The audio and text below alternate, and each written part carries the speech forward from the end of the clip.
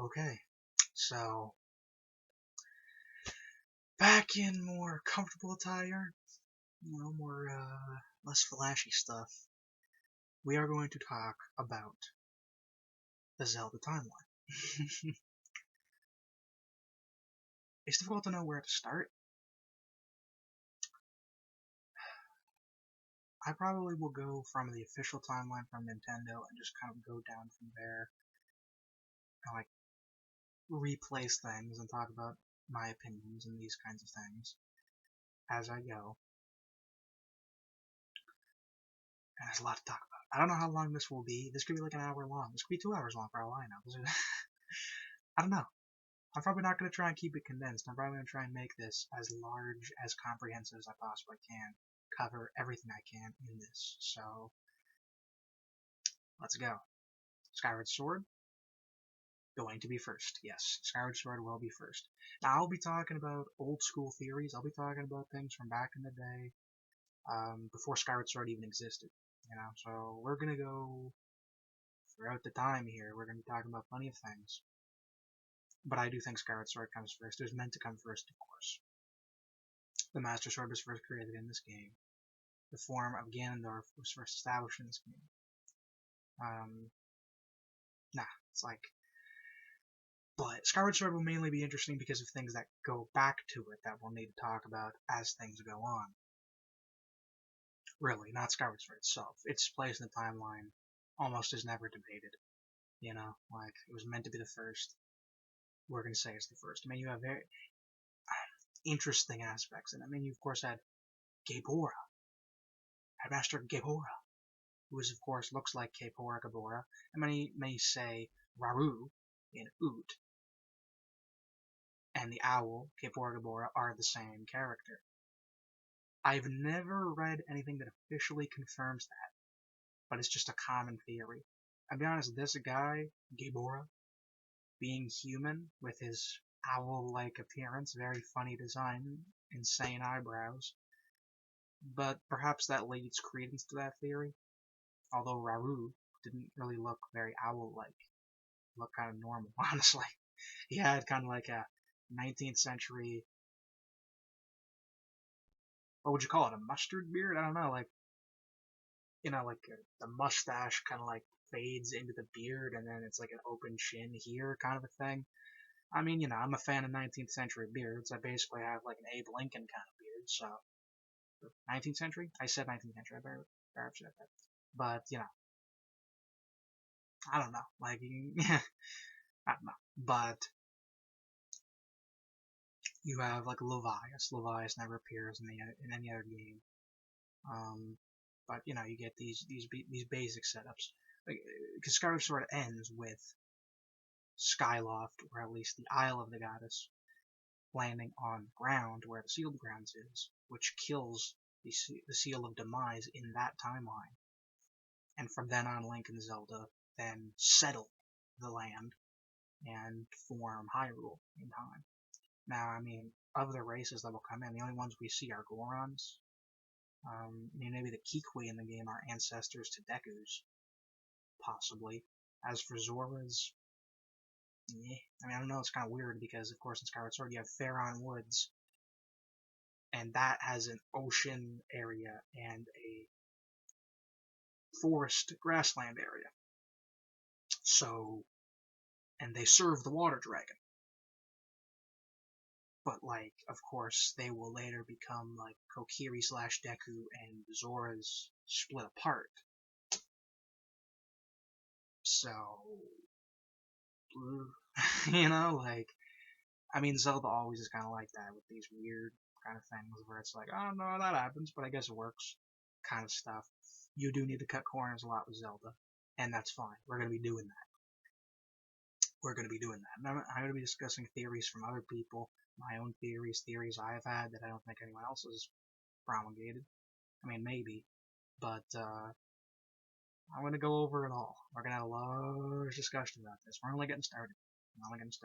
So you have, of course, it all begins in the previous historic timeline Skyward Sword, where you go back to using the Gate of Time in Skyward Sword. That is right after Demise attacked the world, the Hyrule dimension, Hyrule and Lorule. I don't know where you call it, just the world, I guess. The surface. But Demise attacks. And we're going to go over Demise. We're going to go over the theory about Demise's origin. And to be honest, I may as well just get it out of the way right now. I mean, I could just list, and, but this is not going to be cohesive. It's the Zelda timeline. It's going to be a mess. So let's just try and just round off each point as I get to each game. So the theory, a very common theory, is that Demise is from a Lorule. And this is a very interesting theory. There are a couple of things I can point to this. Firstly, the Lorule has like the anti-Triforce. I don't think they have an opposite name for it. I think they just have their own Triforce. So I kind of call it the anti-Triforce. It's like an upside down Triforce. And of course, the only other real symbol of an upside down anti-Triforce that we've ever seen is Demise's sword, which looks like a Master Sword. Like it looks basically like a dark version of it.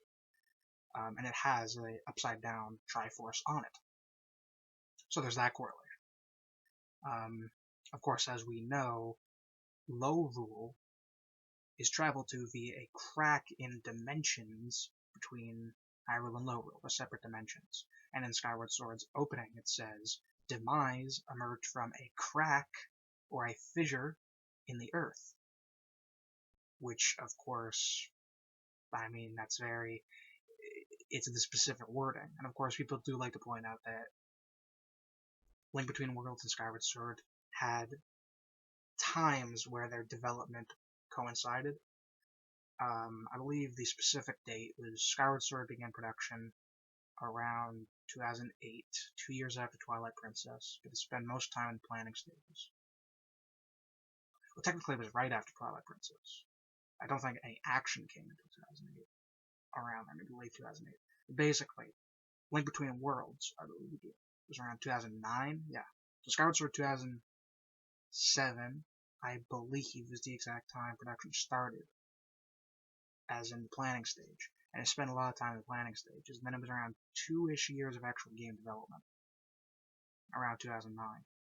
Link Between Worlds started development in 2009, so they kind of intersect.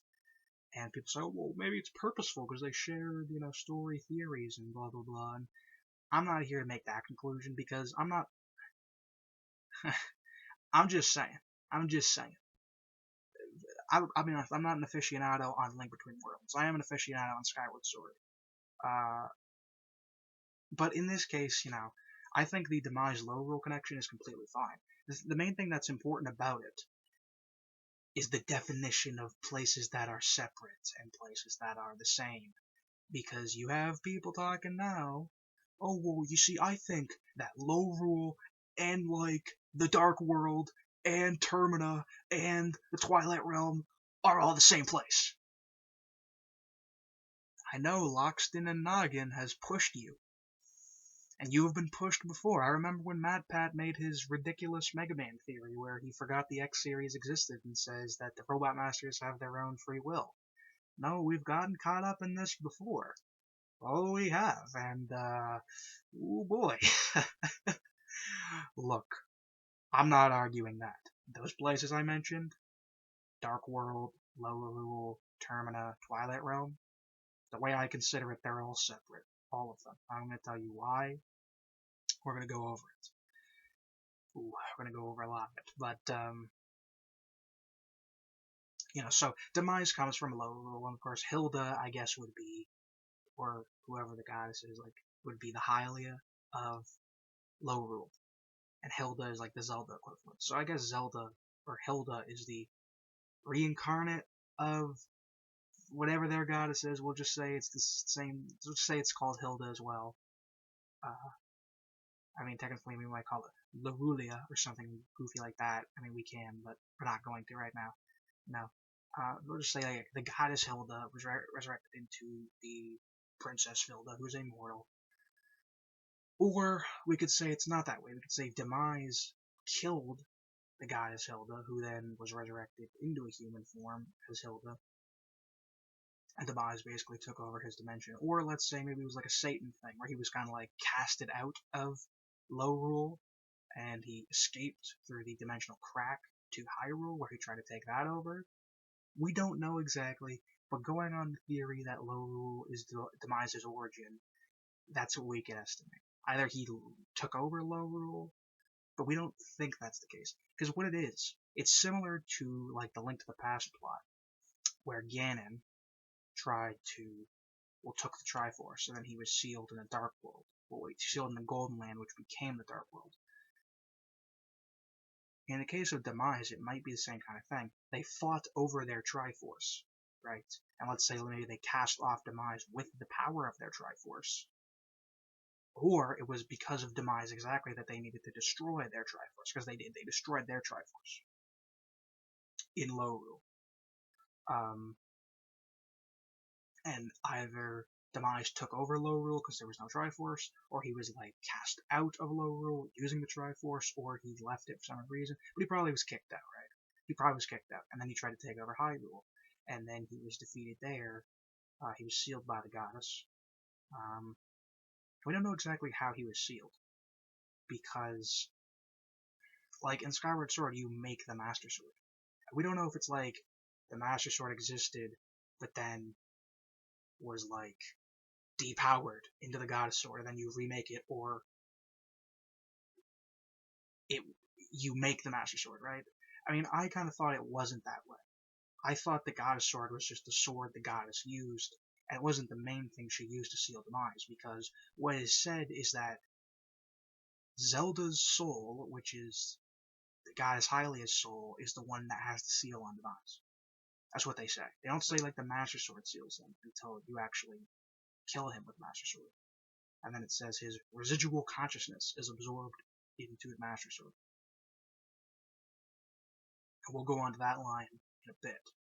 But what that means to me is the Goddess Sword probably was either a sword the Goddess created for the hero, or the sword the Goddess wielded, and that's why it's called the Goddess Sword, because it's just her sword she used. But it's not the main kind of thing she had, right? It was probably just her own power, not really the sword's power.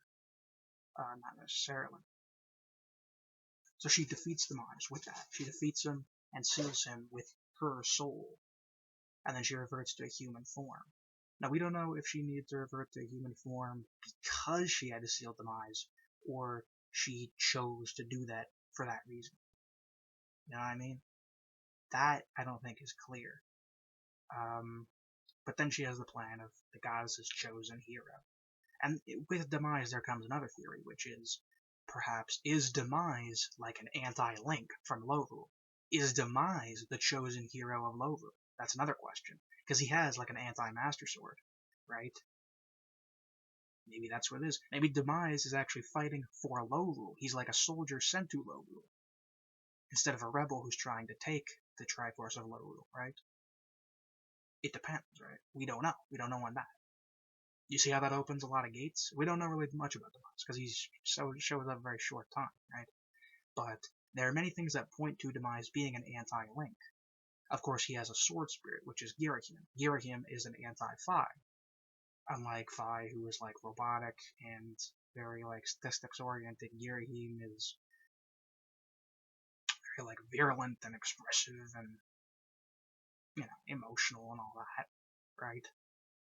And in his final form, his hair is similar to Fi. He has the little text bubbles with the same format as Fi. He has the same, like, diamond thing on his chest that Fi does, except his is red, hers is blue. So he's like an anti-Fi. He's Demise's sword spirit. So Demise might be the hero of Lorule. We don't know. We don't know if there's a great hero of Lorule, or like a Ganon evil figure equivalent in Lorule. Really? You know? Because we don't know that much about Lorule. So we can either say Demise probably was either the chosen hero of Lorule, or he was like the villain in Lorule, who is one of the main guys who started the war in Lorule to take the Triforce there. And if he's the great hero, he probably was sent to fight Hyrule, but I think he probably was more of the villain, to be honest. Because Lorule doesn't sound, honestly, that evil, you know? It's an anti-Hyrule, but it doesn't sound evil. So Demise being the hero there kind of seems unlikely. So, that's what I'm probably conjecturing. Demise tried to overthrow Lorule. They used the Triforce to wish him away. Demise probably was a leader in or started the major war in Lorule that led to them destroying the Triforce. But I predict they probably used the Triforce to get him out and sent him to Hyrule. Or sealed him or something. He broke out of his seal, came to Hyrule, and then he was sealed there too, right? Um, and then the Skyward Sword, he comes back and you kill him there. Because, so, here's the thing, and here is the theory. Demise revives Ganondorf because they say his residual consciousness was destroyed. So his consciousness was destroyed, absorbed in the Master Sword. He says his hatred never dies, and he placed a curse on the spirit of the hero, and all of your predecessors will, an incarnation of my hatred shall forever follow you, and the history of Hyrule will be soaked in blood, and blah blah blah. Now, residual consciousness is a very weird thing. You could say Fi says that just because it's fancy schmancy wording, or it could be saying that his power that he possessed was not eliminated, right? Like, his energy was not. His residual consciousness, residual as in residing or remaining, and his consciousness, as in, his thoughts, his mental profile, is sealed in the Master Sword. So his mind is gone, but his power and his hatred remain.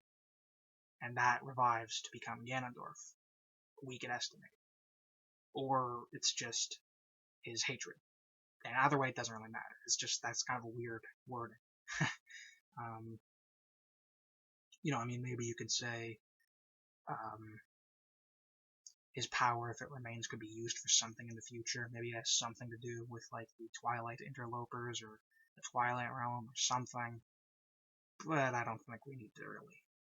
No, I don't think it's important. But that's where the Skyward Sword, Link and Zelda form what will become a Hyrule. From there, the Kikwis are the successors to the Deku, and the Gorons exist, and I don't know about Zoras. Maybe those kind of like squid things in the game, I guess, are the successors to Zora, which we'll be going over Zora evolution as it goes, so, we'll see. But, so there's a second. Now Nintendo puts Minish Cap. Minish Cap is going to be an interesting one, because it's either going to be in the same spot, it's going to be number 2, which is a fine spot for it, or we're going to go old school, and we're going to bring back another theory. So I'm going to go over both theories for the placement of Minish Cap. The whys and why nots. So, a lot of people think Minish Cap, for a long time, has gone, like, it's been one of the earliest games. And there's 2 main reasons for this. 3-ish. But the first is the intro to Minish Cap, which has very interesting dialogue. It says, basically, a hero descended from the sky, bearing a sword and a golden light. That's what it says. And then it says, of course, monsters appeared, and the world became kind of chaotic, and blah blah blah.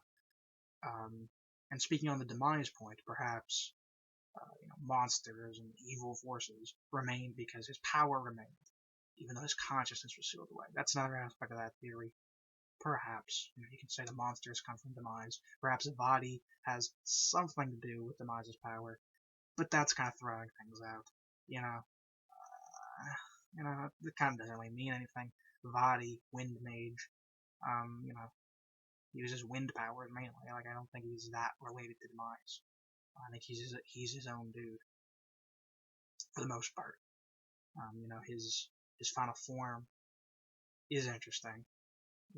He's like these dark clouds, and he has this eye symbol. But we're probably gonna say unrelated to Demise and all that. We're probably going to say. as we're talking about this. Vadi probably is just completely unrelated to a lot of these things, which is good. Four Swords is generally unrelated from a lot of things. So you have that intro, which of course a lot of those things point to Skyward Sword. Now, of course, Minish Cap was made long before Skyward Sword, but these things they mention sound very similar to Skyward Sword. Hero descended from the sky, bearing a sword and a golden light. Sounds like Link came from Sky, holding Master Sword and Triforce. Makes sense, but of course, let's ask a question.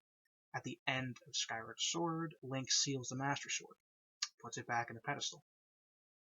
So when he was coming throughout the world, he probably wasn't using the Master Sword. He was resting. So if this is the same Link who comes from the sky, he wouldn't really be using his sword, unless they're referring to Link, throughout Skyward Sword, the game itself, where you have your sword. Granted, he might have used a different sword later, and perhaps that sword might have been the Picori blade. Perhaps it might have been forged by the Picori for Link. Perhaps. We're going to throw these ideas out there, because of course the Picori blade is quite conspicuous, and everyone has noticed this and mentioned this for a long time about the Picori blade. But we're going to go over it. But for this theory, that's what we're saying. That might be the origins of the Picori blade. It might have been forged for Link. It might have been the sword he used after he sealed the Master Sword. Perhaps. Or it might have just been made later and been unrelated. But again, this intro, if we're going to say it's Skyward Sword came before Minish Cap, and we know this because of this, just know those things. The Golden Light probably is the Triforce.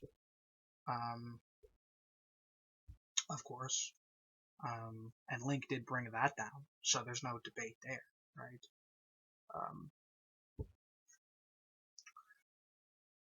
So that's fine, right?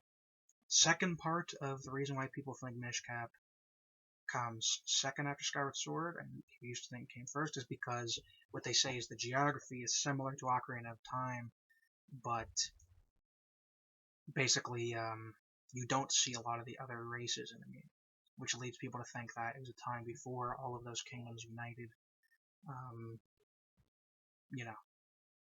Which on that I can say that's difficult to say because that is conjecture to a degree. Now, I mean, firstly, if we were to place Minish Cap like after A Link to the Past, then you could say that's also a perfect place where the different races were not united, right? They weren't under one kingdom in Link to the Past. So if you place it there, then you could say, well, they're not united, so you see how it goes. Now that is interesting that people say that, but that intro is, of course, pointing to Skyward Sword, kind of similar there.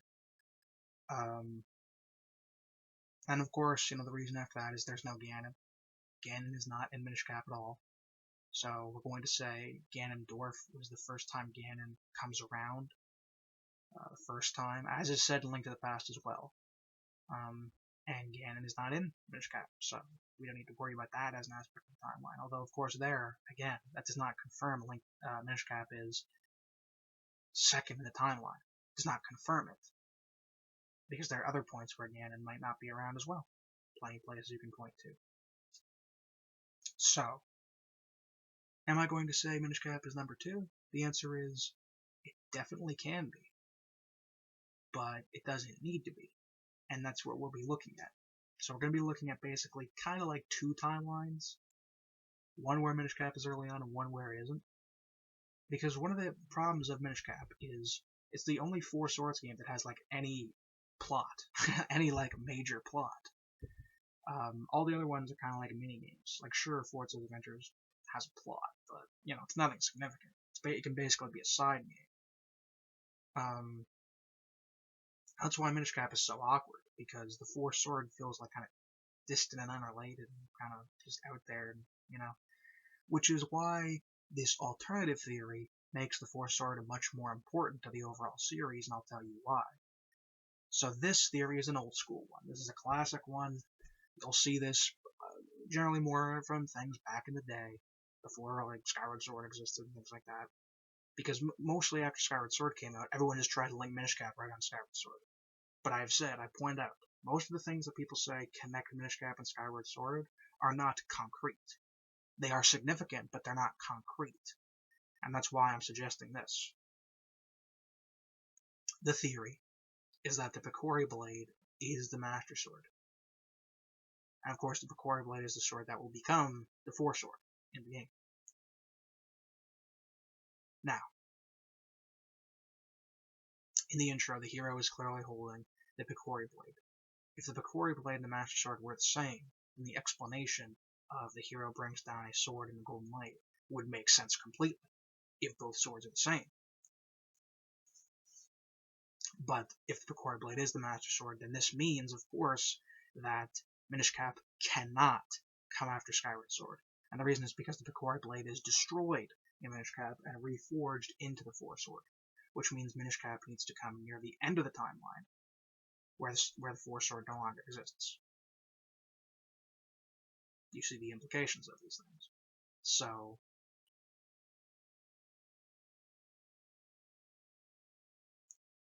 what that means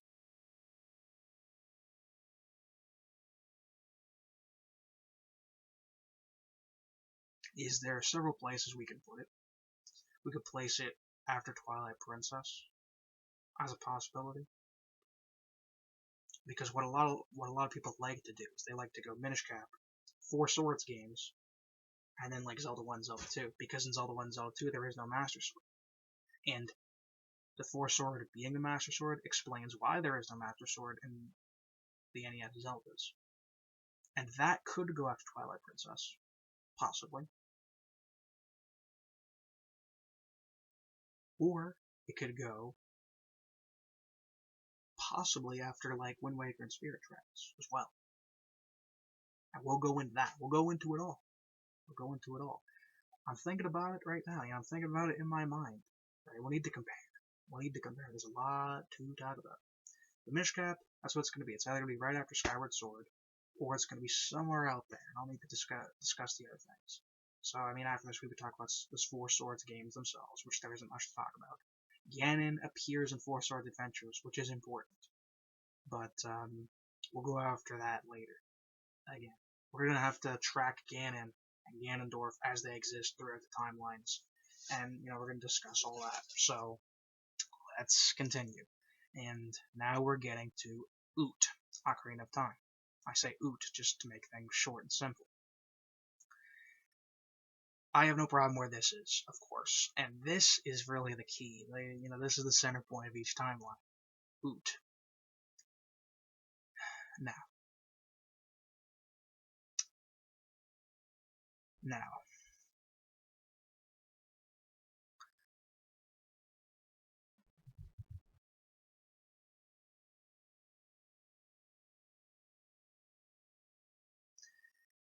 You have the child timeline, you have the adult timeline. I am, of course, a proponent of the idea that Milan marries Link in the child timeline, and then Twilight Princess Link is his successor. It's stated Twilight Princess Link pretty much is his successor. Hero Shade probably that absolutely is Hero of Time. And there's all the reasons pointing at, oh, he has the Gilded Sword, oh, he has a Mirror Shield. Yes, they look very similar to Majora's Mask weapons. Of course, his last line is, "Go and do not falter, my child." He, of course, talks about the spirit of the hero. Really, Of course, the songs he plays are all songs Link has played before. Granted, there are a couple Wind Waker songs, which makes it a bit weird. Like, I think they play the Battle of the Gales in the game, kind of weird. But besides that, what do you have? I think you have... do you have the Requiem of Spirit? I'm trying to remember them. They play the Twilight Princess main theme as the last one. I think they might play the Serenade of Water. I don't remember. But point is they play songs from Oot, and they play that. So the Hero Shade probably is the Hero of Time. Twilight Princess Link is a rancher. He has Epona right in the beginning. He grows up around where like Kokiri Forest would be and things like that. It just seems to line up definitely. I absolutely agree with that theory. But that makes the the child timeline way simpler. Much simpler. Because, of course, right, it would go Majora's Mask right after Ocarina of Time, and then Twilight Princess. Simple. Now, if we're carrying Minish Cap, right, as not coming after Skyward Sword, then that means we could place it here possibly, and probably we would want to, or we might not. You see, it kind of depends. Because, I'm thinking about it. Actually, yeah, because I just realized to myself, in Wind Waker, at the end of that, the Master Sword is gone. The Master Sword is gone. So actually, no, I just realized to myself, the classic theory, as much as I like it, as much as I think it is cool, this Minish Cap theory. I was thinking to myself, I'm thinking about it as I say it, and I had notes on this. I was thinking, but I just realized the contradiction, which is simply put, how can you have Wind Waker and then have the games afterward and then no? So it cannot happen. It cannot happen. Much as I might think it's cool, much as it's old school, much as it's like that, simply put, it cannot happen. But the thing is, if the timeline goes that way, it actually explains it anyway, because if Zelda 1 comes after Wind Waker, the Master Sword wouldn't even exist there anyway either. So, okay, for those who are confused, Minish Cap is after Skyward Sword again. I just realized it cannot be. I was trying to think of it in a different way, but no. And the thing is that the series already makes it work anyway. Okay, so that makes things easier, and it makes things simpler. Minish Cap after Skyward Sword, things point to it more, and Bakura Blade being the Master Sword cannot happen. Does not work with a timeline. Just established it. Cannot. At least if you want to go with a two-split timeline. If you do the hero is defeated thing Nintendo did, you actually kind of might be able to do this. But we're not doing that. We're not doing that. The hero is defeated thing. No. Cringed the moment I saw it. How old was I when I saw it? 13 years old? I was doing timeline theories back then. And I was like, this is cringe, lame, no, wrong, no. But, okay, so I was trying to bring it back to the old school. I was trying to bring it back to the classics and say, what if the Bakura Blade is a Master Sword? No. Cannot be. Cannot be.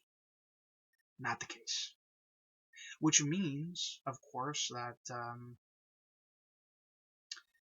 you're going to go Skyward Sword, Minish Cap, 4 swords probably, kick a body out for why not, and then Oot. So we're going the same thing as the Nintendo timeline here, and we're doing that. I messed up. I'm sorry. I should have accounted for that, but I didn't. It slipped my mind. These little details affect so much more than you think. These little details, you go, oh, this is that way. That means this is like that, and that's like this, and okay, so that's what that is. That's what we're doing. I'm sorry. If Skyward Sword didn't exist, then there's a chance of it, but Skyward Sword does exist. So the old school classics must die. The new age is here. We're going to go over all those theories. We're getting Twilight Princess, so we're getting into that zone. I mean, we're at Majora's Mask and Twilight Princess now, so let's go over it. I said before, I believe a Lorule, the Twilight Realm, and Termina, and the Dark World are all separate. So let's go over all these things, because we're at Oot now, we're going to be at Link to the Past, and we're getting in the zone. I said this is the central kind of area of the timeline. Let's go. So, okay. Ganondorf is the first appearance of the Resurrection of Demise, who appears in Ocarina of Time for the first time. Okay.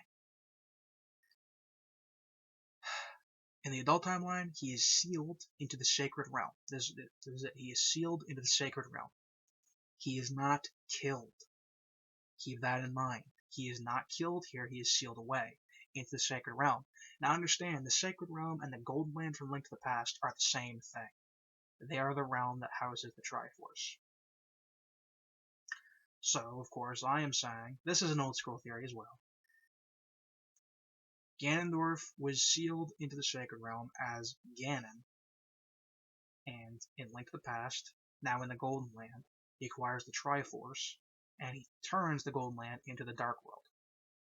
These events almost lead perfectly into each other, especially if you just read the Link to the Past opening. I mean, seriously. Oot basically is the scenario, the prequel scenario to Link to the Past, with the way it is described in the opening, and with the way the maidens refer to the history of Ganondorf and all that. So that's the adult timeline. I'm going to get into all these connecting factors as it goes, but for now, that is the basic synopsis. Child timeline, Link is sent back, and he lives the rest of his life in that timeline like that, right?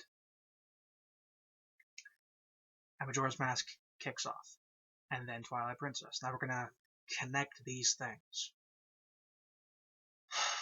And the key to this is that one cutscene in Twilight Princess. That one cutscene with all the imagery and all the stuff where they, Ilia with the knife and the creepy eyes and the dark links and the,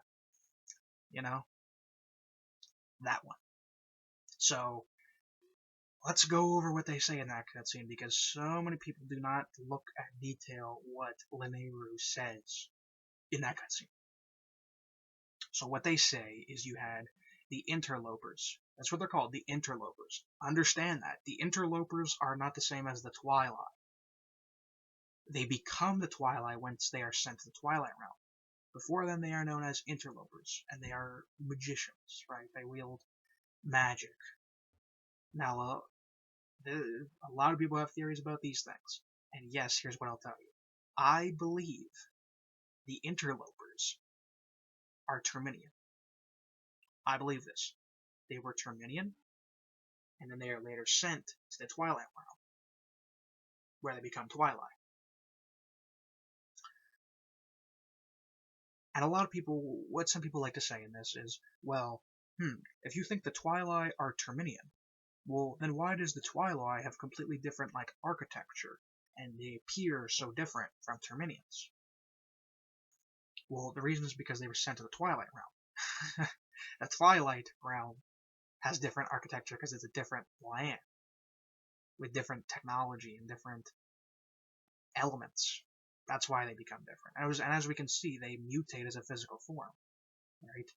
Zant literally changes their physiology, right? So the Twilight Realm probably would change their physiology as well. Now, we don't know what the Interlopers look like exactly, but what are they presented as? Dark Link. That's what they're presented as. A mirror image of Link. Termina is the land where everyone has a clone, everyone has a double, basically. So that's the only idea of what we have what the Interlopers look like. That's an interesting thing. Let's go over further comparisons. Now, who would the Interlopers serve? We would probably estimate it would be the Kingdom of Ikana. And we don't know if the Kingdom of Ikana ruled Termina completely, or it just ruled its own domain. Clocktown's origins are mysterious, although they seem to come from the mask ceremony, which probably comes from a worship of the giants. The giants basically seem to be the gods of Termina. They seem to be the only things people worship, right? People have full respect of the authority of. Now this comes to very interesting things. So people will say, have Termina and Hyrule interacted? Some people might say no. Of course, one interesting detail, which is strung throughout Ikana specifically, is these statues, these towers. So right outside of the entrance to Ikana, the western gate, you have these pillars, and they have these faces, and the faces basically seem to be these kind of monsters holding the Triforce in this kind of awkward position, and they are licking it. So, the first time we see the Triforce in Majora's Mask, and the only time, the symbol of the gods of Hyrule, it is being mocked.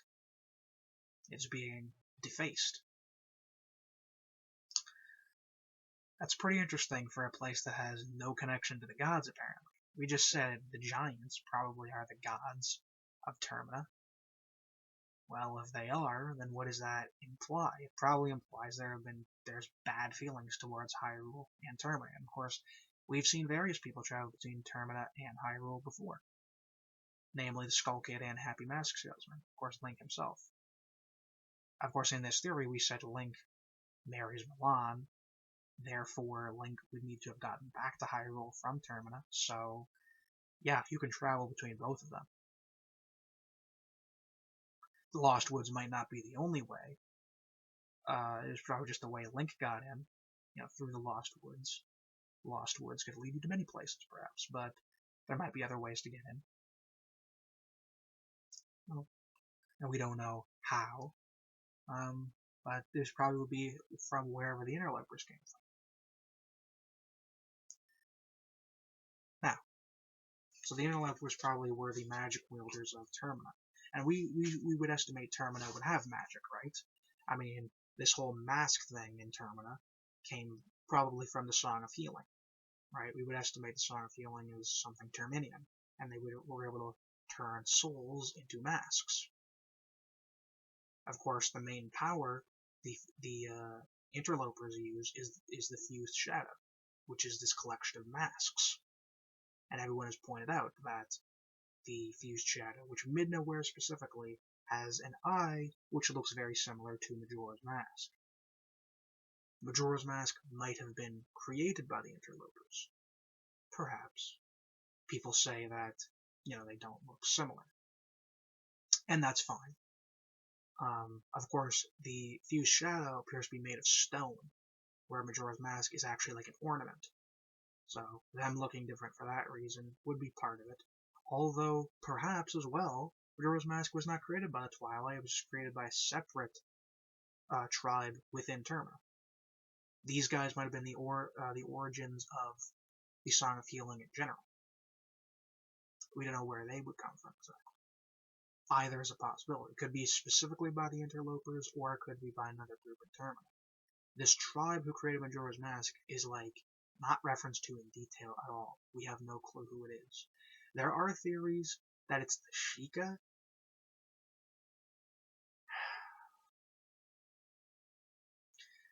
The theory is, of course, Majora's Mask was created probably to suppress perhaps Demise's power in the past, but perhaps it's too dangerous, so it was maintained by the Sheikah, and I disagree with this.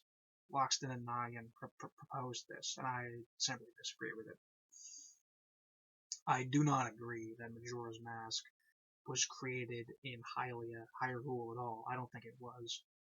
I don't believe it was. I don't believe it was guarded by the Sheikah.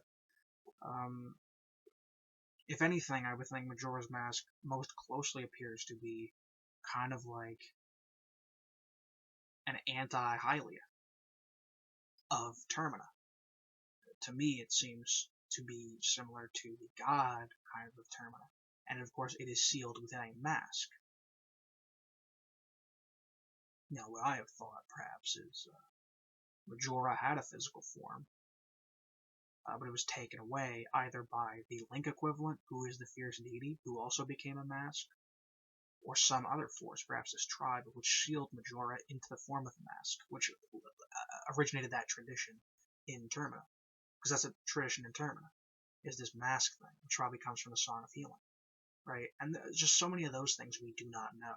I believe in the manga, Majora was like a dragon who had no friends in its physical form, and then listened to the song of this guy who is similar to Link, who probably is the Link equivalent in Termina, for 3 days and 3 nights, and then, I believe that's when it becomes a mask. That's the manga's take on it. But of course, the manga, if we're going on that take, says that, of course, the dragon is of Termina, and I think it is.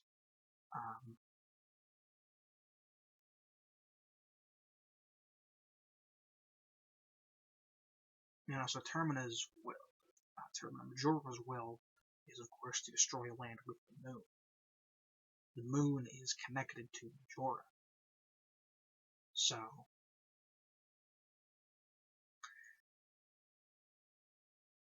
it's interesting, and it's difficult to say exactly like what it all is, right? Because there's so little known, right? That's really what it is. But in my mind, simply, Majora's Mask likely was created via the Song of Healing, and transformed the god, or a god, of Termina into a mask form, and probably like the god. As for the Interlopers, they wield the dark magic coming from Ikana Canyon, the literal land of the dead,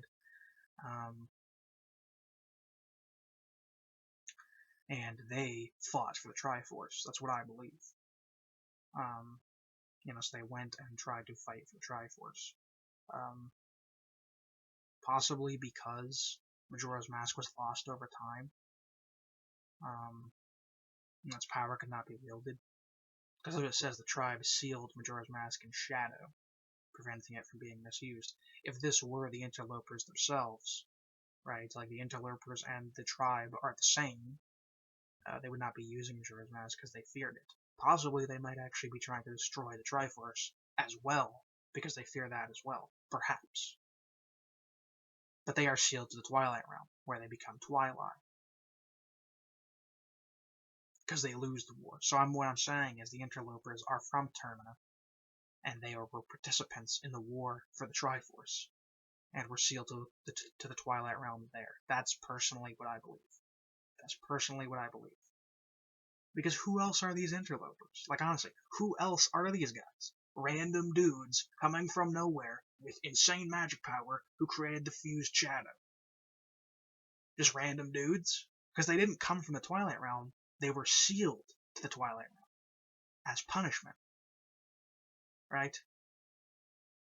Like, where else are these guys coming from? They come from Lorule? If they're coming from Lorule, then, like, who are there would be an equivalent in Hyrule. Are they like the Lorule Sheikah? Maybe I've made up a whole new theory, but I don't think they are. Like, that's what it is. These Interlopers, they're just not discussed in detail as to who they are, so that's what I honestly think they are. And again, the Interlopers being from Ikana would explain why the Triforce is defaced in Termina. Because Termina has been at war with Hyrule before, by that theory. And probably it's the decline of the Interlopers that probably led to the decline of Ikana King. Right? The Kingdom of Ikana. Probably. This probably was their top tier guy, right? And then Clocktown probably was made as probably like a place of worship of the giants and in the masks. And the Twilight with this, if we're considering them the same as the tribe, probably invented the Song of Healing, this thing, and thereby invented the mask, the Carnival of Time, right? And that is interesting because in Termina they do worship the goddess of time, right? So they probably have opposition to the golden goddesses of Hyrule, but they do worship the goddess of time. They have the Carnival of Time, and that is interesting. That is interesting, right?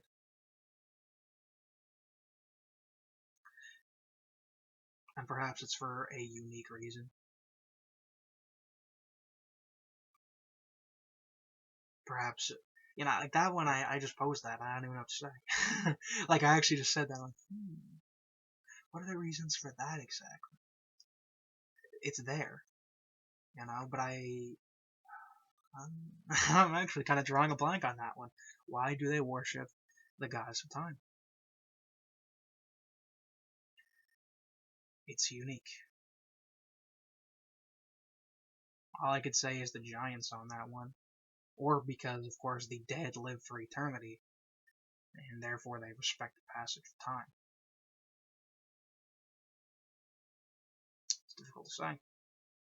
I'll need to come back to that one. That's actually, I literally drew a blank. I'm actually raising some new questions to myself as I discuss this. But that's the theory on that.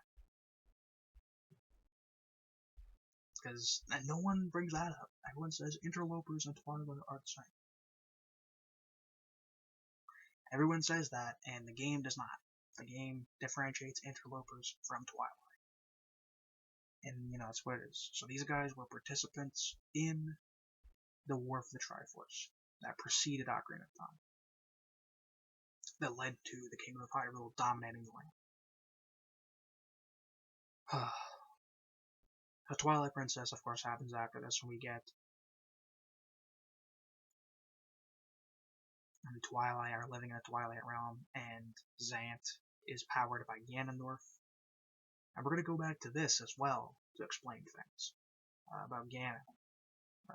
But Ganondorf attempts to be executed after Ocarina of Time. He survives, and then goes to the Twilight Realm, where he houses his power in Zant. Zant, almost cloaks the entirety of Hyrule and Twilight, but he's defeated by Link. And Ganondorf is defeated by Link, and that's the plot.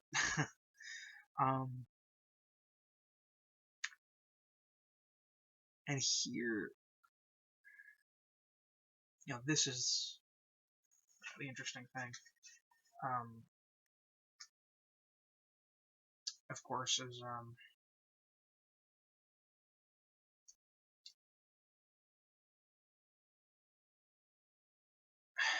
so I'm actually running out of.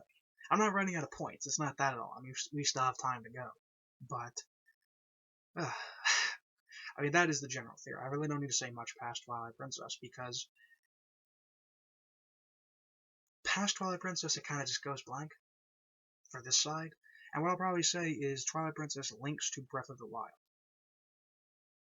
That's the main thing. But you have the plot of Twilight Princess, and that happens afterwards. And Ganondorf is killed here. He's killed here. Stabbed through with the Master Sword, killed. So he's dead here. Remember, in Ocarina of Time, he was sealed and not killed. So this is more simple, but I do need to make those connections between who are Interlopers, who are the Twilight, Termina, whatnot. And so those are the main points to remember. Termina has been at war with Hyrule, or at least has disdain for Hyrule. The Interlopers I believe to be Ikana soldiers who use the magic of Termina, probably things like the Giant's Mask and things like that, to go to war with Hyrule, where they were defeated, sealed in the Twilight Realm. Twilight Realm becomes what it is. Sant is a member of it, and he, of course, does what he does in Twilight Princess, and attacks Hyrule with what he does, right? Now, we're going to go to the adult timeline, where things are more complex. So, we begin with A Link to the Past.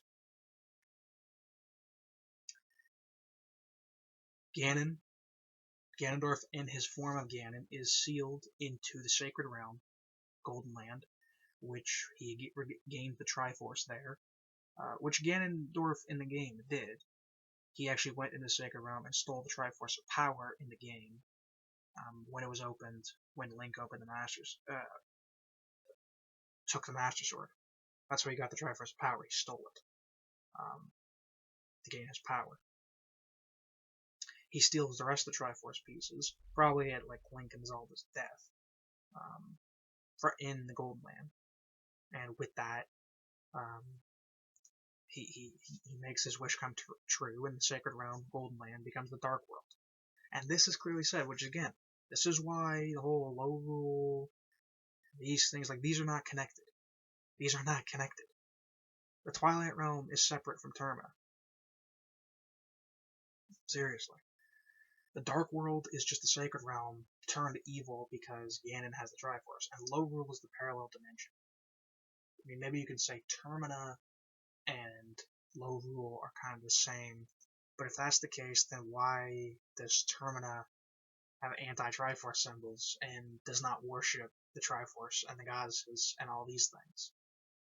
That doesn't make sense. It would line up if it were Lorule, but it does not. So they're all separate. Keep that in mind. They're all separate. And I'm not finding evidence to the contrary. I mean, if you disagree, point it out, but I'll be honest. Okay. Link to the Past, right? And here, Ganon in this form is killed. with the silver arrow, as he is. And this is where I think things get interesting. So remember what I said before, and this is canon clearly, this is no theory.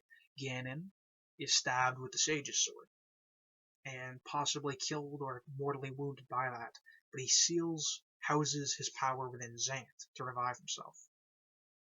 Ganon, I conject, was killed here by the silver arrow, this body of Ganon, and Ganon housed his power within someone and revived himself again. And this is how I explain how Ganon comes back in various other games, because a lot of theories just can't explain why Ganon comes back. He kind of just comes back and people say, he's just back, Ganon's here, kind of stuff. And no, that's kind of something that's not addressed. If Ganon is killed every time he shows up, then how does he keep coming back, right? And this is definitely a problem with me making the timeline, is the fact that Ganon is in Four Swords Adventures and the Oracle games. Do you kill him here? How is, what, right? So what happens is this. Ganon, so you have Link to the Past, and then you have the Oracle games, and then you have Link's Awakening, and then I can check you have Wind Waker. And this is where I'm going. There's no third timeline than this stuff, so Ganon dies here. He revives himself by housing himself within a vessel of someone else. This could be like Twinrova in the Oracle games, because Twinrova temporarily revived Ganon. What I probably think is they gave life to his corpse, is what I think. But Ganon eventually revives himself and returns in Wind Waker. And this is exactly what is said in the Wind Waker opening. Because there's a lot of keys about the Wind Waker opening that not a lot of people keep track of.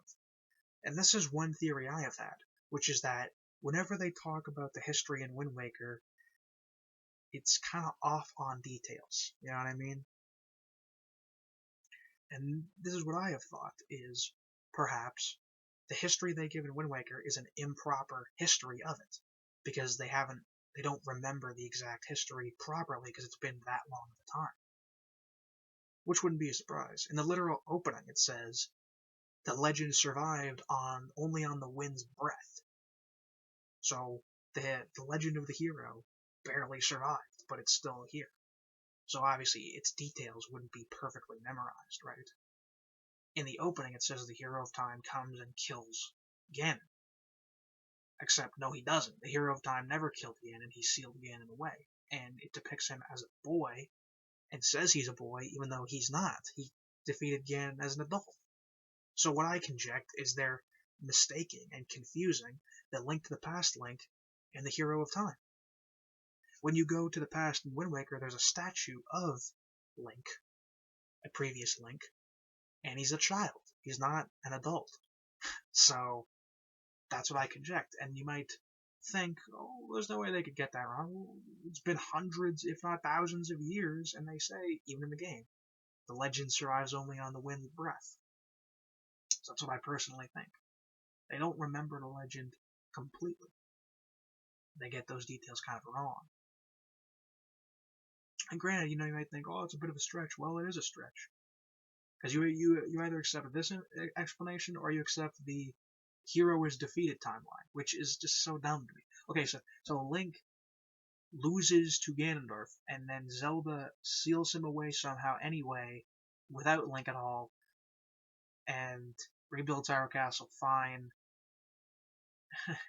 The hero is defeated timeline literally just says there was no point in Link doing anything because Zelda would have just stopped him anyway. That's literally what it says. Because Ganon is sealed anyway in the hero is defeated timeline. Even though Link dies, it doesn't... I don't get it. So, no, pretty dumb to me. But, no. So you have... We're going to need to go through the details, right? Because we're going to go through the Oracle games and why the Oracle games come after Link to the Past, and I'll tell you why. But in that case, yeah. In my opinion, they got confused about who is the hero of time and who is the hero in Link to the Past. In my mind. It's just the confusion in presentation. So, the Oracle games. And the Oracle games are important, by the way. A lot of people just don't even, know about them or mention them, but they are important. Twinrova is in the Oracle games, and they try to revive Ganon, and they partially succeed in doing that. Now, and you save Zelda at the end of the game and all that, right? Now I'm going to tell you why I think the Oracle game Link is Link to the Past Link. Firstly, and this is the base reason, he has the Triforce. He has all three pieces of the Triforce. It said, the pieces on your hand represent courage, wisdom, and power. Well, there's only 3 Links ever in the Zelda franchise who have collected the entire Triforce. The Zelda 1 Link, he collects the Triforce of Wisdom throughout the game, Triforce of Power after beating Ganon, and he collects the Triforce of Courage in Zelda 2. Link to the Past Link, very end of the game, he collects the entire Triforce, and the Skyward Sword Link, who forms the Triforce there. Those are the only Links who have ever collected the entire Triforce. Ever. So, if the Oracle Link has the Triforce, he's either going to be one of those 3. So you either think it's like after Zelda 2, which maybe is possible, but does it really seem like that? Twinrova reviving Ganon? Most people don't think that. That's kind of an old school theory. Some people used to think that back in the day. And it's a possibility. But, I mean, we're going to go over Zelda 1 and Zelda 2, and they don't really take place in Hyrule or with a kingdom or with anything like that, really. So, I don't think so. Skyward Sword, probably not. So it's probably going to be Link to the Past, right? And most people agree on that at this point, and Nintendo does. So, it's those games. But that, of course, has Twinrova, who is revived. Likely. I mean, because in this timeline, Twinrova is killed in the adult timeline. And comes back here. Because that's one thing, is Twinrova, or Koumi and Gatake, live in the child timeline. They continue to live. And in Majora's Mask, they are there, by the way. For someone who can travel between Termina and Hyrule, they can. They're literally in the game. Same name, whatever. Unless you're going to say, like, they're the same. They're like the Terminian clones, but they have the same name. Perhaps, but, I mean, most others don't have the same name, so. Yeah, most others do not. Does anyone else have the same name? But it's still a different version?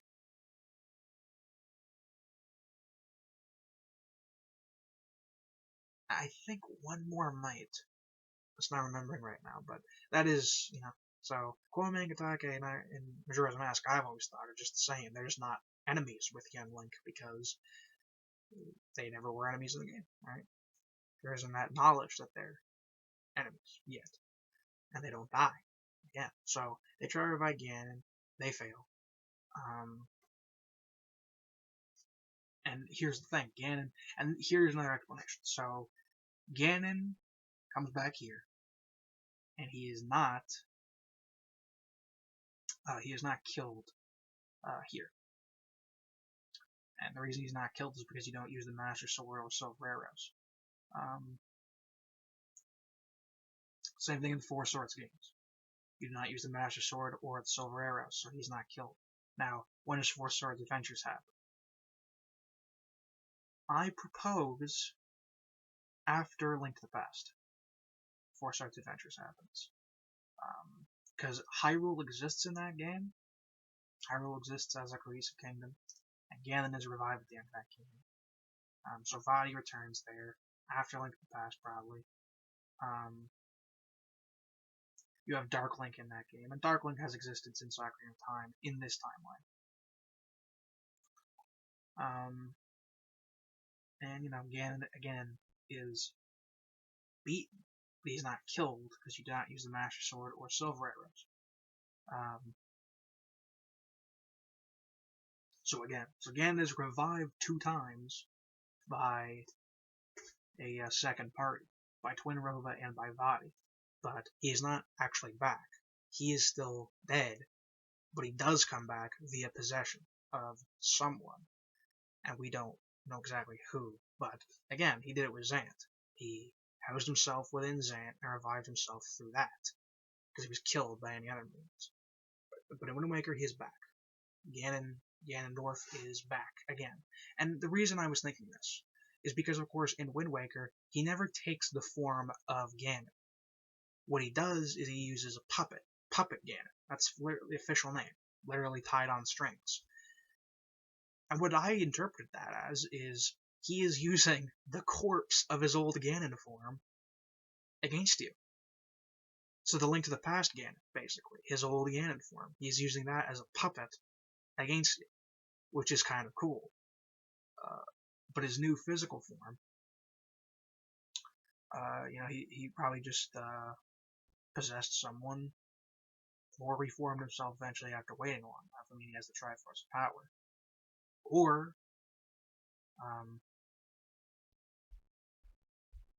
I'm not going to say he was revived because it's just the curse of Demise and he'll just be revived. I'm not going to say that. I want an explanation each time he comes back. But, that as well say. He probably housed his power within someone. Is my theory there. Granted, you don't see who. I've been trying to think of who it might be. It could be technically anything. We don't know the limits on this ability to house your power and then kind of just come back. For all we know, it could be the Helmarock King, actually. It's kind of weird. But the bird he carries around, that epic bird, for all we know, it could be that bird. For all we know. I mean, technically, it doesn't need to be a living person from what we understand.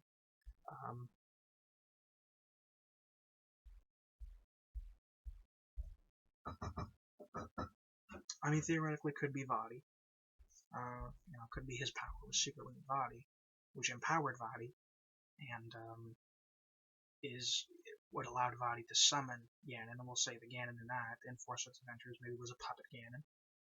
That's kind of cool. We can throw that as a suggestion, that's possible. You could maybe explain that's why Dark Link is there. Ganon can create ghosts, as we've seen with Phantom Ganon. We'll say he created Dark Link as a ghost. So that's a possible theory, and actually, it's a good place with Four Swords Adventures in the timeline for that.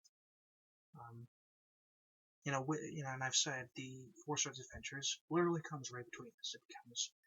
It would be after Link's Awakening, and between that and Wind Waker. So if you want to say that, if you want to say Ganondorf houses power within Vaati, that's completely fine and kind of cool. But he's back in Wind Waker. And he uses puppet Ganon in this game. That's what I've said. The Ganon in the Oracle games is a puppet given life, semi-life, by Twiniroba. And the Ganon in Four Swords Adventures is also a puppet. Revived by Vaati.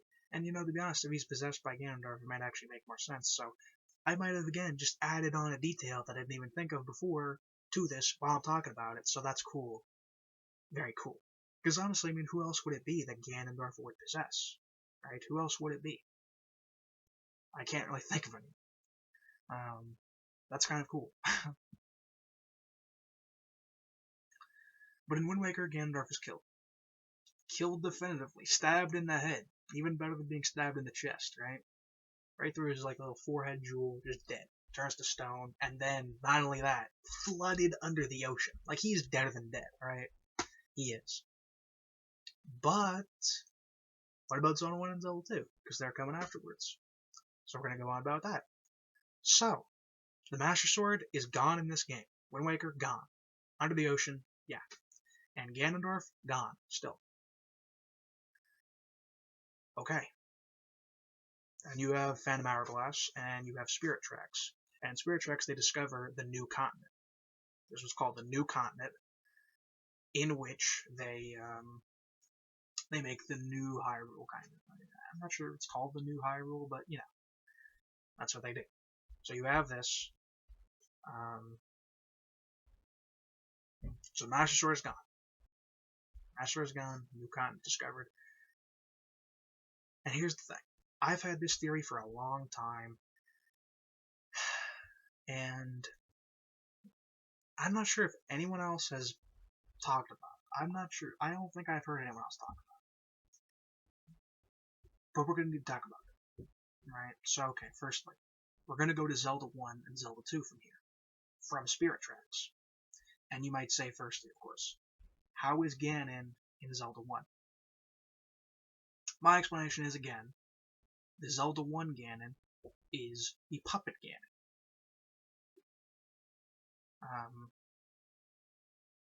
Simply that. Puppet Ganon, with the Triforce of Power still.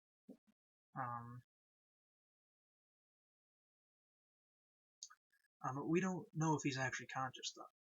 Or that conscious, or anything like that. He might have, like, mild levels of consciousness, or he might have degree of consciousness from Demise's curse or anything like that, but the puppet body of Ganon, we cannot say was completely destroyed. The physical body, revived body of Ganon, we can say was. But that is a theory many have had for a long time, is Ganon the monster and Ganondorf the human one or separate? And in this case, they're kind of separate. And Ganondorf in Wind Waker even uses them as separate, puppet Ganon and physical body. So again, that's what I'm saying here. Ganon in Zelda 1 is puppet Ganon, or his old body still given life, probably by the Triforce of Power. We don't know how conscious he is, because it's an 8-bit game, you know? He might have just captured Zelda just because he wants the Triforce, and he's just literally a hulking demon who just wants Triforce. That's all that's all he cares about. That's all he's fighting for. That's all he's doing. But we need to go over why this is here. So, beyond why Ganon is here, and that's the reason I gave there, Zelda 1 takes place in Hyrule. We know that. Where does Zelda 2 take place? This is the key, right? Where does Zelda 2 take place? Hyrule? Okay. Well, we know that in Zelda 2, if you look at the map, south of Death Mountain is basically like a visual recreation of Zelda 1. You have the Lost Woods to the southwest, Graveyard in the west, the Death Mountain north, up around the northwest.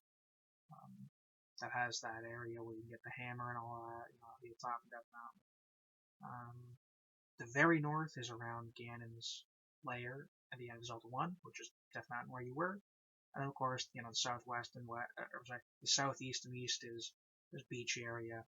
And then the northeast is that area where a temple was, and in this case it leads back up to the main continent. But Zelda 1 is literally a smidge of the Zelda 2 map.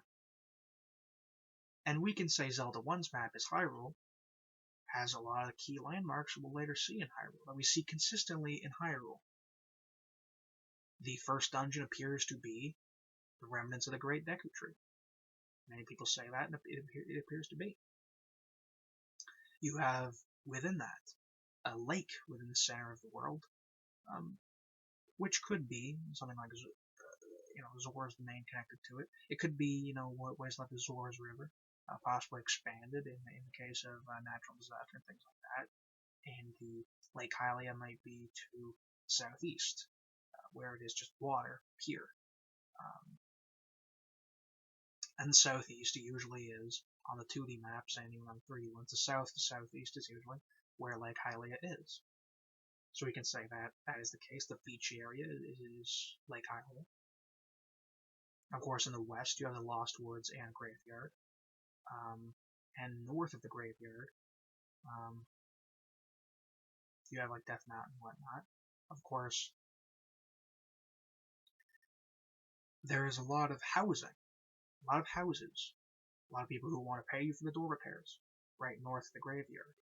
Perhaps that is the remnants of Kakariko Village, just close to Death Mountain, right? That's the area where you have the most amount of people living in the game. Think that's a coincidence, right?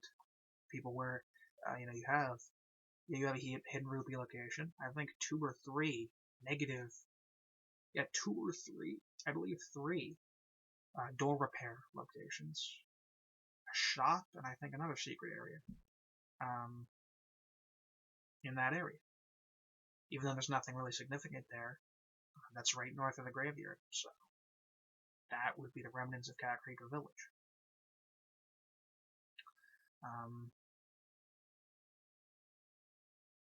And then the center area would be Hyrule Field. What's left of that and all that.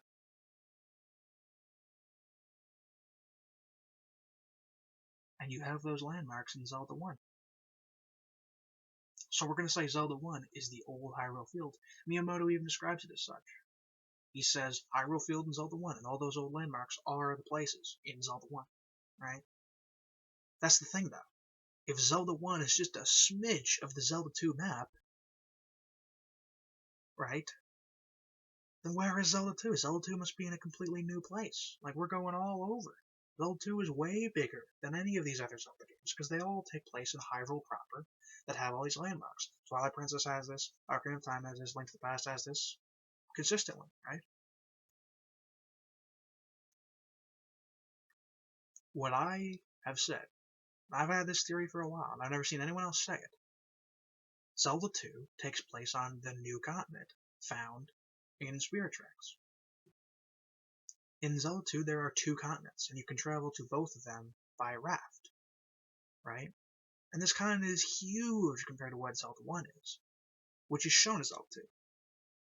So I think it's the new Hyrule, the new world, basically.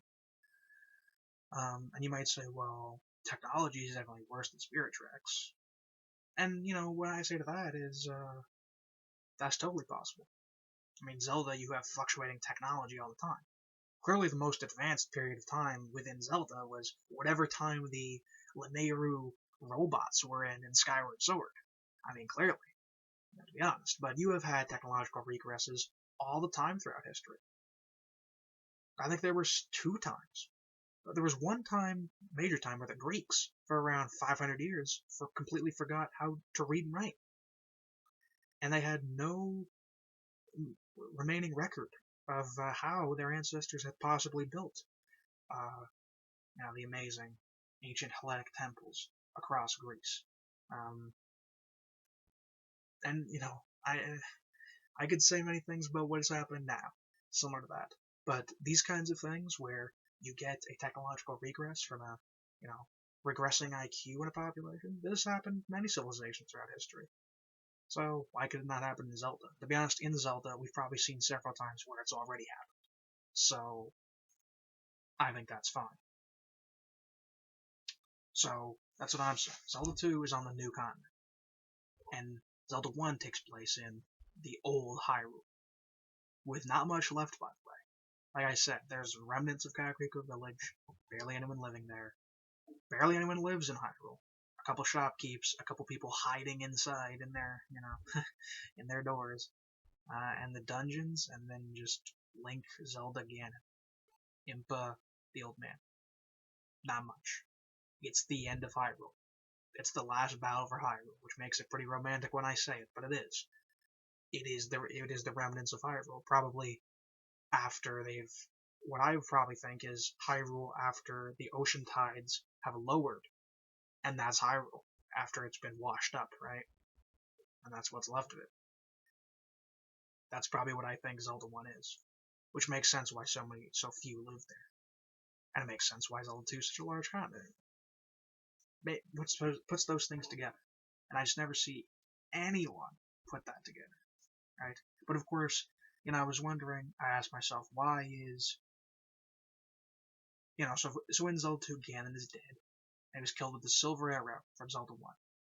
Again, Ganon is only ever killed by the Master Sword or the silver arrow within the timeline.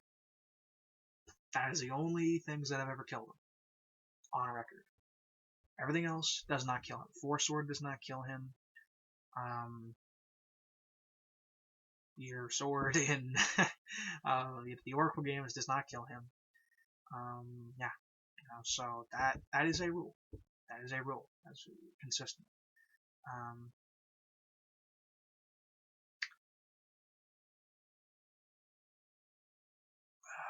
Yeah, that's right.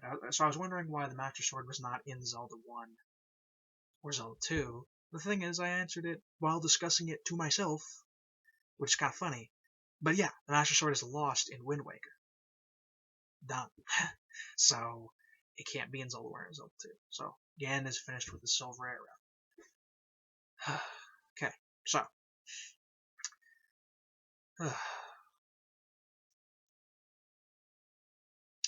now we get to Breath of the Wild. Where does Breath of the Wild take place?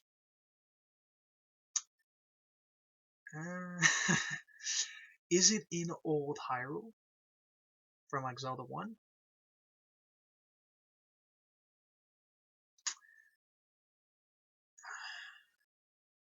Yeah, maybe. Maybe it has parts from Zelda 2. Those areas, that's fine. We could say that. It's probably around as advanced with all this, plus all this weird ancient technology as well. But Breath of the Wild as well has elements that don't exist on that timeline. For example, Breath of the Wild has the Master Sword. We just said in the Zelda 1 timeline, Master Sword is gone, so Breath of the Wild has it. Of course, in the Lost Woods, which is like Twilight Princess, where the Lost Woods are like the Temple of Time.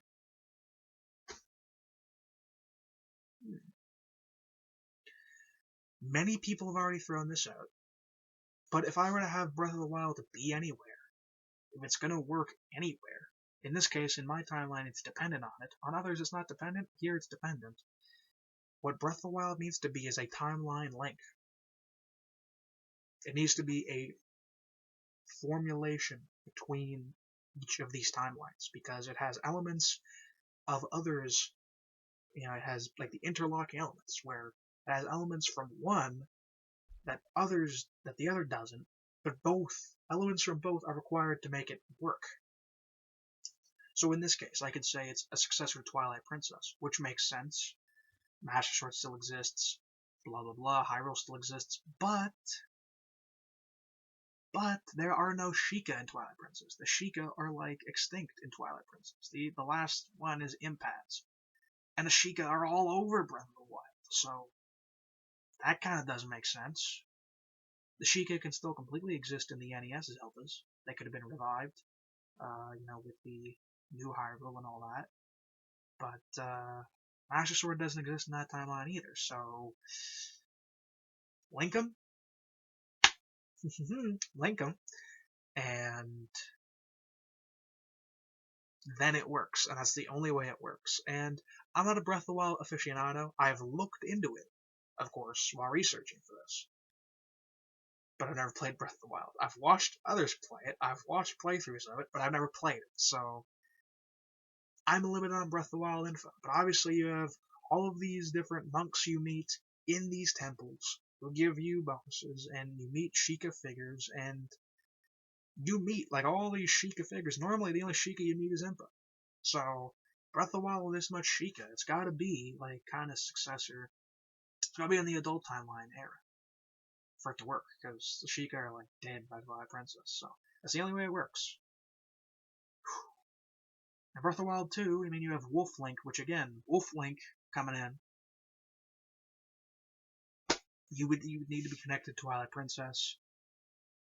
So again, even further prudence to the fact that it's a Link timeline. And even then, I think Nintendo has actually said that it is. I actually think they have said that it is. I think they say it's at the very end of the timeline, and it's a combination between them all. So, I mean, I guess I can agree on that. So, whew. Now, let's go for some footnotes, we'll probably say.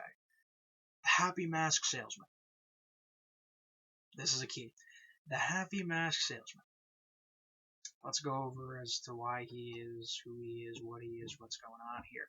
So, is he a ghost? No, I don't think so. No.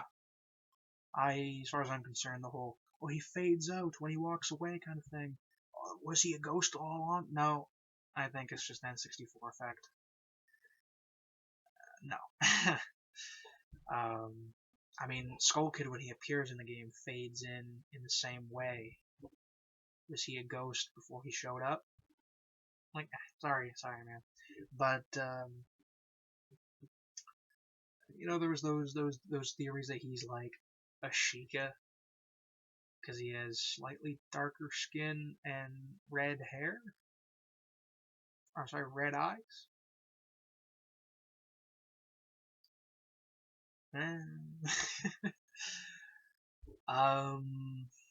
Well, I mean, he has red eyes. I mean, it's the main symbol. So, like Hilda is like a Sheikah. Again, the Loxton and Noggin theory. And I don't think they're that connected, honestly.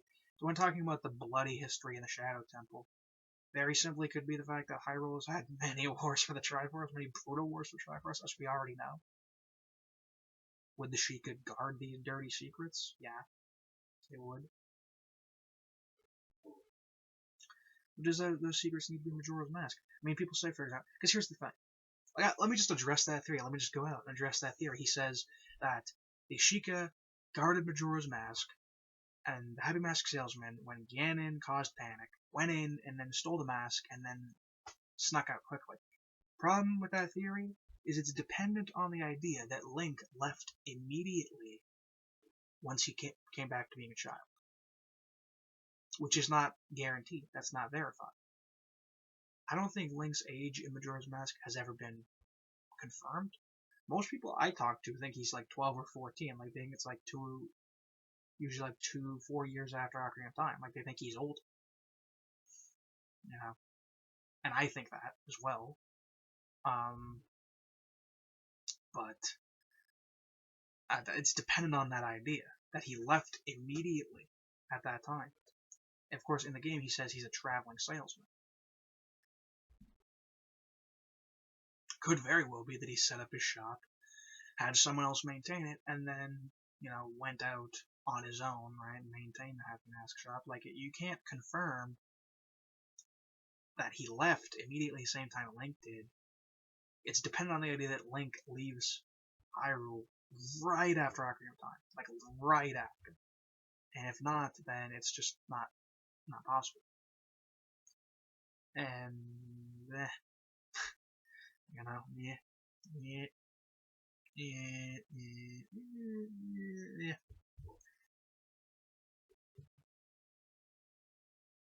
But beyond that, I mean, to be honest, I've always gotten the impression the Happy Mask salesman probably was from Termina.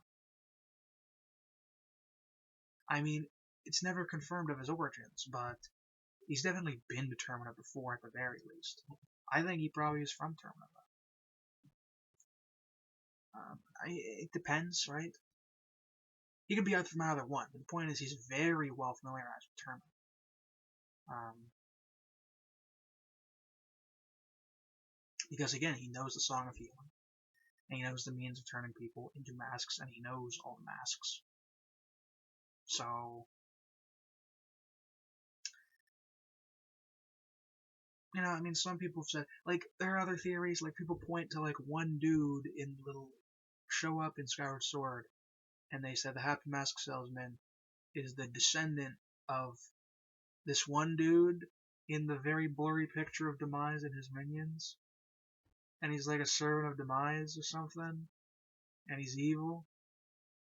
I don't think he's evil. I like him. I don't think he's evil. He wants Skull Kid to take the mask away. I mean, at the end of the game, Majora's Mask has no power anymore. Like, I never thought he was evil. I still don't think he's evil.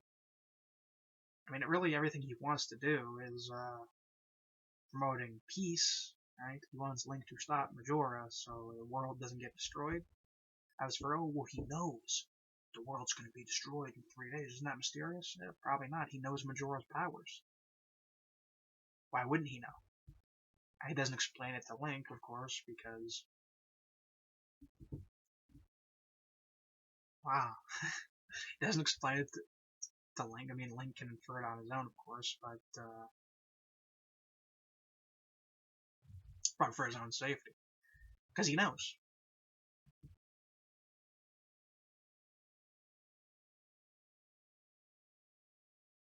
I don't know. People say, Mask of Truth, like, cursed this guy, so that makes the Sheikah very mysterious. Yeah.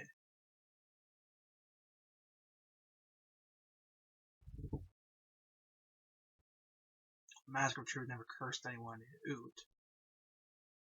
Granted, the Sheikah are with the Shadow Temple. Like, I don't know where you got the idea the Sheikah were all, like, nice. They held the Shadow Temple, of course. But again, this whole they guarded Majora's Mask. I just don't see it. I think Majora's Mask is part of Termina. It possibly was the origin of the history of masks within Termina. That's probably what I think is most likely ultimately. You know, and there's that. There's the problem with overconnecting, like a Lorule and all that. I just don't believe so.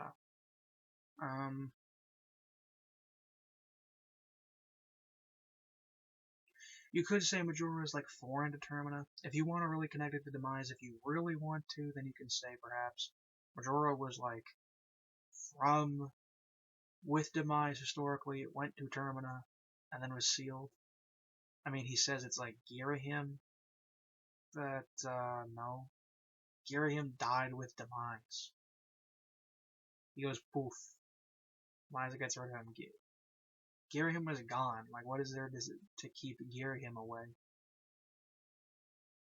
Now, Girahim dies with Demise.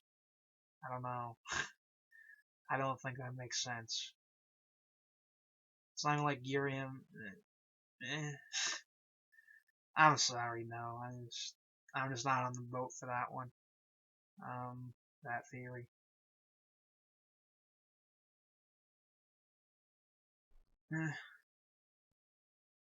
I just don't think so. Sorry.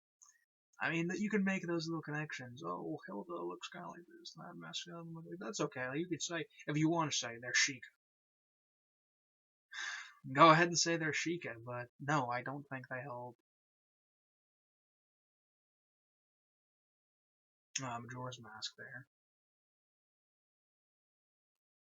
It's inconcrete. It's inconcrete, you know. So technically, it's viable in some degrees. The only problem is, if you can verify exactly when Link leaves Hyrule, then it's flawed. And also, again, you have these things pointing to the idea that Termina has interacted with Hyrule before, and the fact that Termina has contempt for the Triforce, which would not be the case if it's Lorule. Meh. Because he says basically like Termina is like the last transition of Lorule. Except as we said, even on the official Zelda timeline by Nintendo and by my own timeline, Termina and Lorule, as in from A Link Between Worlds, are in completely different places. Majora's Mask and Lorule from A Link Between Worlds are on a completely different side of the timeline. They're in completely different places. So what are you talking about? Termina comes like out of Lorule. Like, how does that? No. And we know what the Dark World is. Dark World shouldn't even be up for debate. Twilight Realm is its own dimension, which people are purposefully sent to as a form of punishment. And as we can see with the Twilight Realm, you know, it comes from the mirror of Twilight. It's not from a crack in the earth or whatever. So again, no. Like, not goofy to me. Just plain goofy to me. It's okay. Like, it's okay. It's okay. But I just don't think so. I just don't think so, man. That one I'm not a fan of. I mean, some of these theories I'm a fan of. Not only regarding Zelda, but, you know, other things like the Jar Jar theory, which Alexa and Noggin threw out there, but the Jar Jar theory is a classic. The Jar Jar theory is epic. But the movies would be better if the Jar Jar theory were true. If Jar Jar, like, it would have been better if it were that way. George, you should have stuck to your guns. I know it's the truth. George wants to say it. It's the truth. It is. But, yeah.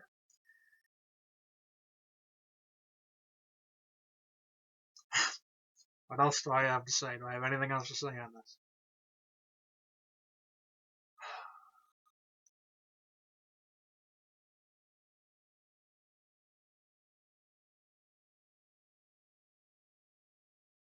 Well, there's the Impas, I guess. The Impas are, like, different every time. It's kind of the interesting thing. It gives me the impression that Impa is more of like a title than an actual like, reincarnate. Impa, in that degree. Granted, you have the weirdness in Skyward Sword where the old woman is Impa, who lives for as long as she does, and then kind of like dies or disappears at the end of Skyward Sword. I wasn't understanding what was going on there. Mm, you know,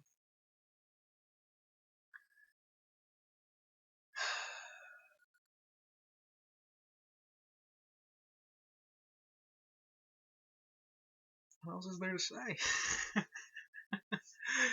There's a lot to say. There's a lot to say. There's always a lot to say, but I'm thinking this is the end. I mean, people. It's a classic idea to think that Link's Awakening actually is like a successor to Wind Waker to a degree, because he sails in the beginning of the game. Although I don't think that because the Link in Link's Awakening was in a boat in the beginning that it needs to be Wind Waker Link. Like, no. Like as I've said, I think Link's Awakening is Link to the Past Link, and that's the end of Link to the Past Link as well, because he goes into Dreamland and then arrives on his little ship wreckage, and that's the end of him. He either dies or lives, but doesn't do anything from there. I mean, what could be cool? I think he probably dies though. I think that's what it probably is. He dies, and then that sets up for Wind Waker. What, of course, would be cool, but probably unrealistic, is if the storm he was in the beginning was actually like Hyrule being flooded because he was away. That would be cool, but probably not what it is. Probably not what it is. Um, but I guess what I should do is just give you the order of them. The general synopsis, why, and footnotes and little theories that I've had. Give it a summary. So, begins with Skyward Sword. And Skyward Sword, we see the very beginning where Demise comes from a crack in the earth, as I've suspected. Oh, well, I guess there's a link between worlds.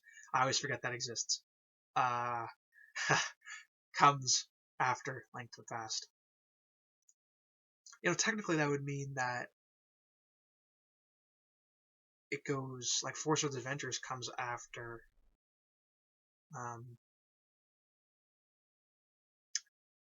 Link Between Worlds, then. That's kind of interesting. But Link Between Worlds, in many ways, is kind of like inconsequential, to be honest. Will they bring back...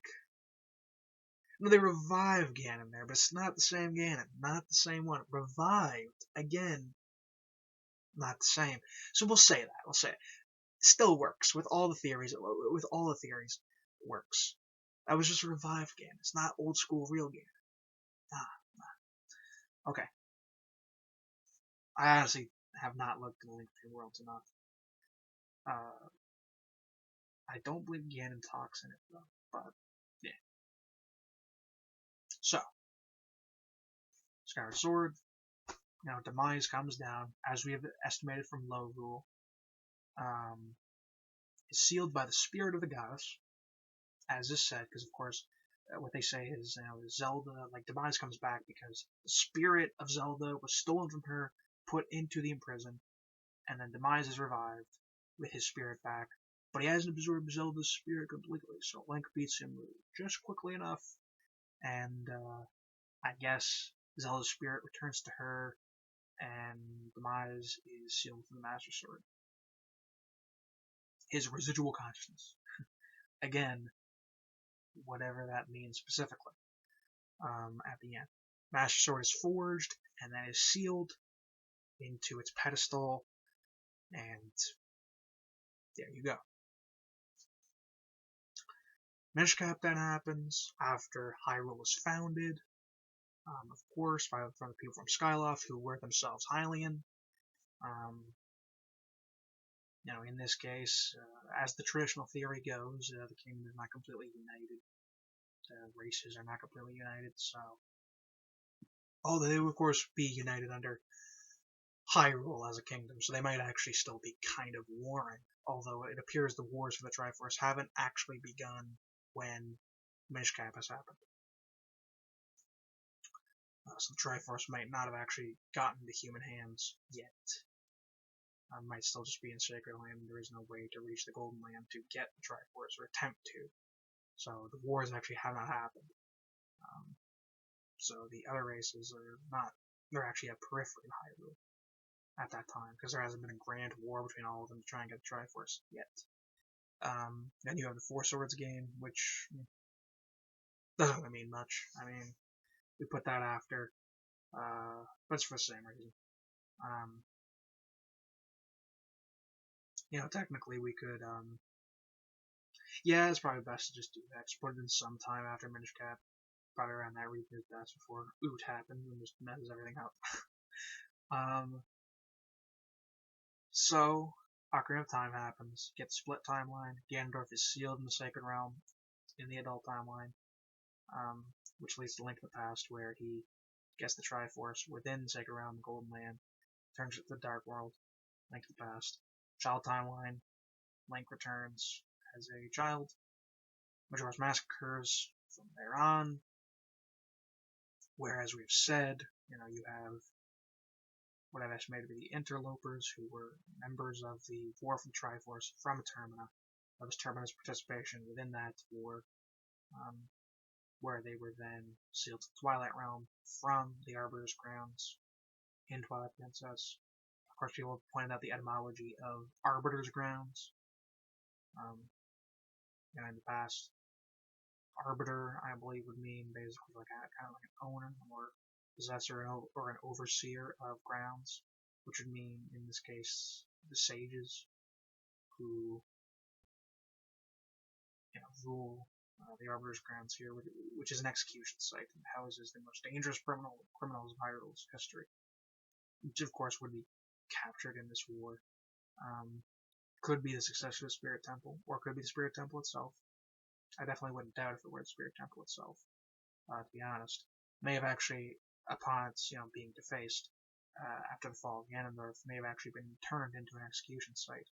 I probably have interpreted the way it was phrased in Twilight Princess that when Ganondorf was attempted to be executed, he rebelled, attempted to fight Hyrule, but he was then eventually taken for execution.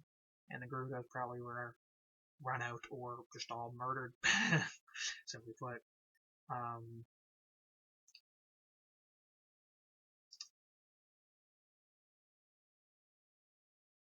Yeah, and it's like that's one interesting thing is, well, I don't know. I mean, perhaps you might say even the Gerudo in Majora's Mask could be. Well, actually, no. The Gerudo. Whoa, that's a theory. I just said to myself, what if, when Ganondorf was executed, the Gerudo were fought off, and then the Gerudo escaped to Termina, and the Gerudo you see in Majora's Mask are actually the remnants of the Gerudo, the actual Gerudo from Ocarina of Time. That would be interesting, because they're still called Gerudo. That's interesting. We'll think about that some other time. But, that's how it goes. And Twilight Princess happens much later. Successor of Hero of Time defeats Ganondorf, who's using Zant for his goals, blah blah blah. End of Child timeline. After A Link to the Past, you then have the Oracle games, where he defeats the revived Ganondorf. This Link, of course, possesses the entire Triforce. He does. Link's Awakening is the end of him. Don't know what happens to him. Might be dead. Might survive. Meh. I honestly think dead. Widowmaker happens. Ganondorf revived is killed. Master Sword is under the ocean. Phantom Hourglass kind of is inconsequential, but it's the continuing story of Toon Link. Spirit Tracks, new continent is discovered. Probably a technological downgrade or regression. Zelda 1, Zelda 2, Zelda 1, last of the Battle of Hyrule. Zelda 2, Adventure of Link. Link proves himself and collects the entire Triforce and revives the old Zelda. We don't know which Zelda that is, by the way, because it's a Zelda who's been asleep for millennia. We don't know what Zelda that is. Maybe it's an interesting theory as to who it is. I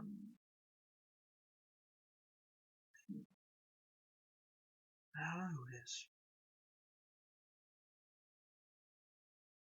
I have no clue who it is. It could basically be any Zelda you want, just from previous in that timeline. Literally, it could be any of them. I don't have any clue. It could be anyone. I don't know. There's literally nothing to say on that. But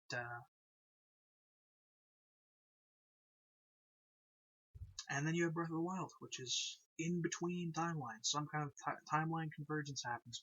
Which, I guess for the last thing I'll address is people who might say, well, a timeline convergence just doesn't make sense. Well, you already have a split timeline. That has happened. Which was very easy to do, by the way. It's just play the Song of Time. And send it back, right?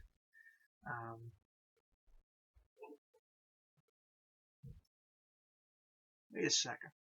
In the Ocarina of Time last scene, I'm pretty sure Zelda actually plays Zelda's Lullaby, not Song of Time, right? Yeah, she does. She plays Zelda's Lullaby to send Link back, not the Song of Time. That kind of is weird. But, you could use the Ocarina of Time for that purpose. It could come from dimensions kind of overlapping. I mean, that happens in Zelda all the time.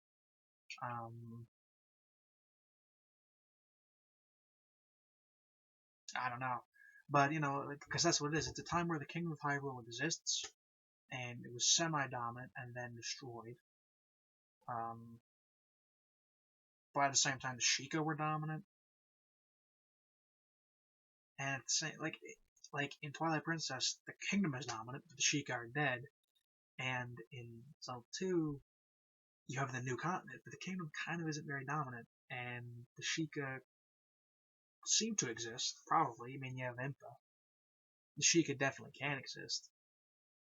But yeah, it's like those who need to literally converge, and them converging in that way is very cool, of course. But that's Breath of the Wild, and that's Breath of the Wild 2, whenever that comes out. I don't say about it with Breath of the Wild. I mean, Breath of the Wild is unique in that way, but that's it. Skyward Sword, Minish Cap, Four Swords, Ocarina of Time, Original Timeline, Child Timeline, Majora's Mask, Twilight Princess. That's literally all. Adult Timeline, Link to the Past, Portal Games, Link's Awakening, Link Between Worlds, Four Swords Adventures, Wind Waker, Phantom Hourglass, Spirit Tracks, Zelda 1, Zelda 2, Breath of the Wild, Breath of the Wild 2. There you go. 2 hours of discussion. I'm not exactly breaking 2 hours right now. It's not 2 hours yet. I mean, I could probably stall around and play around and just talk about. Actually, I didn't talk about Zora Evolution, and I promised I would. So you know what? Why don't we make it 2 hours? So this is a part of the timeline, and this is a part of a confusing thing about it. So Zoras in Link to the Past look very weird. They look nothing like the 64 version, and to a degree you can say this because it was the early version of it. They would look different. A fine thing to say, but we're trying to make as much feng shui as we possibly can. So there are 2 explanations you really can make that I can think of. The first is these are 2 separate species which are both known as Zora. And I never really was satisfied with that, so I'll go to my belief, which is this. This is the Zora in the middle of evolution. Because the Zora have evolved several times throughout the series. The Rito from Wind Waker are an evolution of the Zora, as is shown by the fact that Medley's ancestor was a Zora. I think his name is What's his name? Rutario or something like that? It always reminds me of Lucario, but so something like that. But yeah, of course, the ancestor of Makar is a Kokiri. So the what are they called? The Koroks. The Koroks are the evolution of the Kokiri. We could say that. So the Zora Link to the Past are the evolution midway of Zoras from the 64 games. And you might question that, rightfully so. But here's the thing. The Zoras in Link to the Past are not in the same place they were in Ocarina of Time. In Ocarina of Time, they occupy Lake Hylia and Zora Domain. Lake Hylia is in the south, southeast kind of area, and then Zora's Domain is around, it's around the east. Yeah, the east on the map, really. Semi-northeast. So in the case of Link to the Past, the Zoras do not occupy the southeast, which is this large lake area. They don't at all. They aren't there. But they are in the northeast, which is literally called Zora's River, I believe. And you buy the Zora flippers there. So what does this mean? Well, it means they went from occupying a large lake and connections to and fro. Now they're just along a river. So, of course, living in a different geographic zone for who knows how long, possibly hundreds of years, yeah, you're going to have genetic change there. And these species seem to be able to change quite a bit, quite a lot of times. So, it's Zelda. Probably evolution doesn't work the same way it works in our world. Gorons are surprisingly consistent, though. Of course, in Breath of the Wild, they look different. Again, they have they're red in color. They're different, yeah. Although they're more humanoid, again, perhaps because they occupied similar territory once the Hyrule territory was restored. They began to become a bit more humanoid. Perhaps they became more humanoid as they actually intermixed with humans, which is why they became more humanoid. Perhaps they became more monster-like because they were pushed away.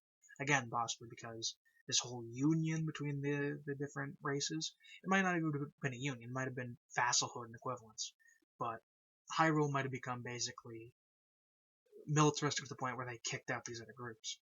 Possibly why you don't really see much of them in Link to the Past. They might have been cleansed to a degree.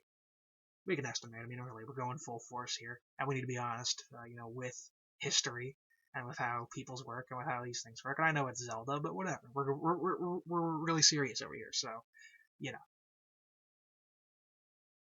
As for why they Rito or the way they were in Wind Waker, why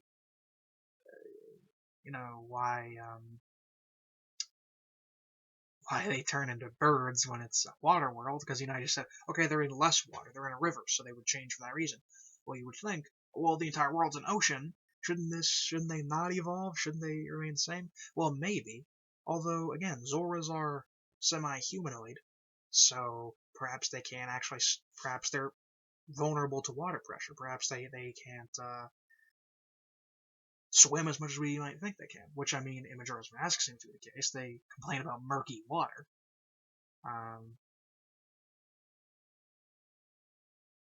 So perhaps it being an ocean isn't necessarily completely to their advantage. Perhaps they need to eat human-like food. So they needed to learn how to fly around and carry food by flying and whatnot, rather than swimming. Perhaps. That's what I could conjecture. So it's Zora evolution there. It's interesting with the Dekus, because in Ocarina of Time, the Dekus are just like an enemy, but in Majora's Mask, they're actually one of the species with their own order and kingdom and whatnot. It's kind of interesting, how that is. But the Koroks are the successor to the Kokiri, as is shown by Makar. And again, the Kokiri might exist because they were tree people who intermixed with humans, or Hylians. Again, could have happened. The Gorons appear to be mutually exclusive. The Gorons just seem to just exist continuously. They just, they're just the same every time. Maybe it's because people like them the most, but also, I just don't think there's much Goron-human intermixing, to be honest. They might be allies, but I don't know. They appear to be lacking in regular biology. Of course, like, Darunia refers to the king in Ocarina of Time as his brother. My brother the king. So, there's an alliance there. Again, it might be vassalhood or it might be an alliance, I'm not sure. But A Link to the Past, I have estimated that in the chaos that happened afterwards, Hyrule probably kind of just dominated these other places because there just was not general trust anymore. Maybe. Yeah, I probably estimated that. I mean, after all, Ganon, spurred that, him holding the Triforce. And of course, many within Link to the Past, I believe, even say they want to find the Triforce, if they can. So there might have actually been a second war for the Triforce, although it might have been a little bit more mild, that happened in that time. Definitely could have happened. Which is why, I mean, if the rest of that timeline from there on, the other races are sparse when you see them. It's mostly Hylians. It is, because possibly the other races might have been cleansed. Not to the point of extinction, mind you, but not as powerful as they once were. I can say that, because Link to the Past, don't see them much. Wind Waker, there are a couple Gorons. Obviously, the Gorons probably barely avoided extinction with the whole ocean thing. The Koroks are just on one isolated island, as are the Rito. That'd probably be my estimation of it, my signing of it. Like, whatever. You might find that dark. It definitely is, but we're talking serious stuff right here. It is kind of dark. It's more dark than I even thought it was. Honestly, it's actually like, wow. But so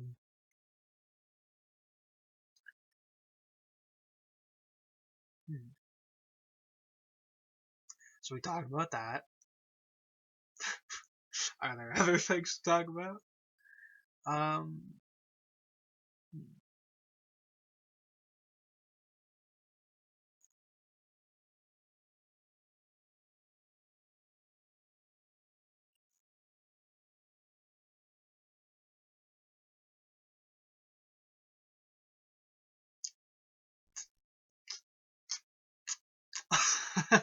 I'm drawing a blank.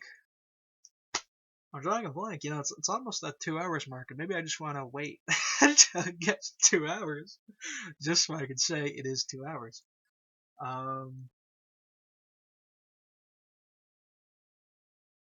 Is that all? I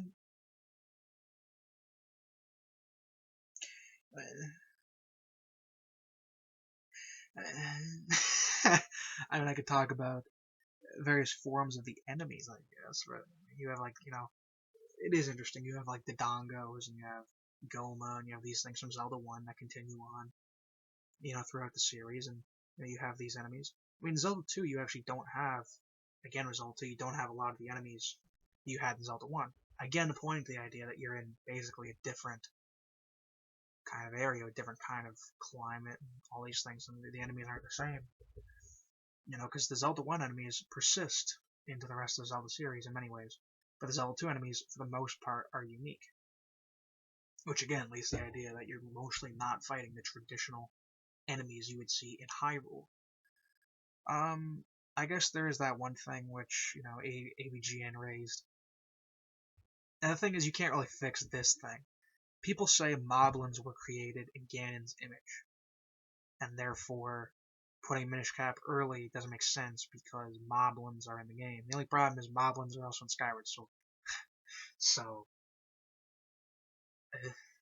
you really can't say anything about that at this point. I have not found anything that confirms that.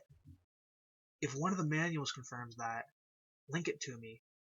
And also, if it does, the timeline is broken, by the way.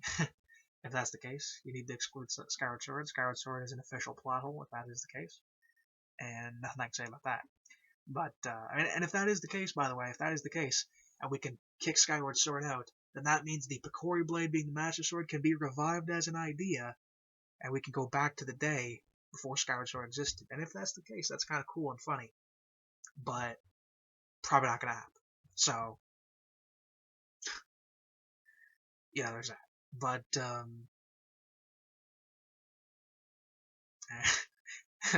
anything else past that? Talk about gameplay things, but like, meh.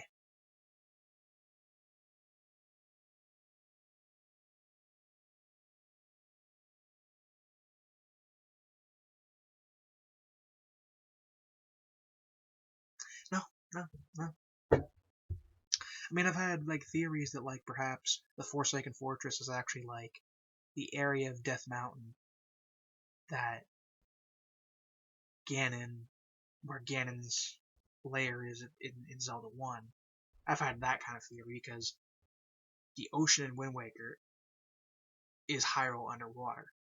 The only problem is, for all we know, a lot of the places in Wind Waker might be from the continent, the new continent, and the one that we see in Zelda 2. You know, we don't know how much of it is old Hyrule proper. Granted, the King of Red Lions says that the Earth Temple and the Air Temple, I think it is, both of them are old temples from Hyrule. So they're in the Hyrule area. So, I don't know. I had a theory that, like, maybe the Forsaken Fortress in Wind Waker is actually, like, the old Death Mountain, if you can, like, gauge the maps in that way. It's kind of interesting, I suppose, but, I don't think it's necessary. You know, we don't know how much of the ocean in Wind Waker is Hyrule proper underwater and just New Continent underwater, or whatever. It is interesting, but that's, you know.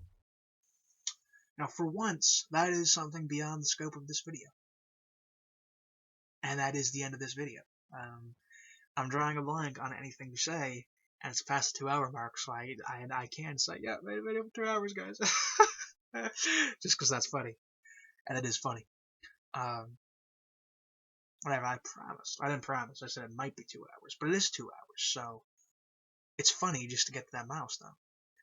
To an extent. To an extent. To an extent. Not completely. I stalled as a troll to get 2 hours, but I mean, I did completely. I didn't. I didn't completely. No, it was all legitimate content. The only thing that is illegitimate content is me rambling on right now. So, the end. That is the end. After all that, that is the end. I will return probably to this subject sometime. But for now, that is all. I hope you enjoyed it. I enjoyed making it. I had a fun time. And you could probably ramble about this forever. So, for those out there, critique what I have said. For those out there willing to listen, few of them I'm sure, critique what I have said. If I'm not aware of the new Zelda theories, I'm a bit of an old man on this stuff, come at me and tell me why I'm an idiot. Because I don't remember all the dialogue from these new games completely. I remember it all from the classics, but, you know, I have my limits with modern Zelda. So, if I'm off on some details, please say something. Yeah, it's good to say something. I'm not perfect, and we will not all be perfect on this. So, I mean, Zelda, that's really it's actually a great example of you will never be perfect, because everyone can point out one little thing that makes your theory off, and you just can't escape it. So that's why I didn't come here saying this is the timeline, guys. Like, this is perfect. No, because it's never gonna be perfect, never. So that will be all. I will link my contacts in the description. I'm not sure how much more of Zelda content I'll be posting. I will be posting more. To be honest. No, I will. I have more. I should talk about Skyward Sword more. I need to talk about more about that. But I'll be posting more in general. There's plenty of things I wish to upload about. So, you know, for those interested in Zelda or, you know, other game franchises, mainly Nintendo, mainly. Like, subscribe, comment, add to a playlist. Make playlists. I make playlists all the time. Playlists are input. I have an entire collection of playlists. You can check that out on my channel if you want. Join the Spaghetti Kingdom. Join Spagonia. You know, follow me, and you will reach the truth of this world. the various truths of this world. Not only the world of video gaming, but the real world. you find it a further level of understanding of this world. If I can, say it without getting banned. So, thank you and good night.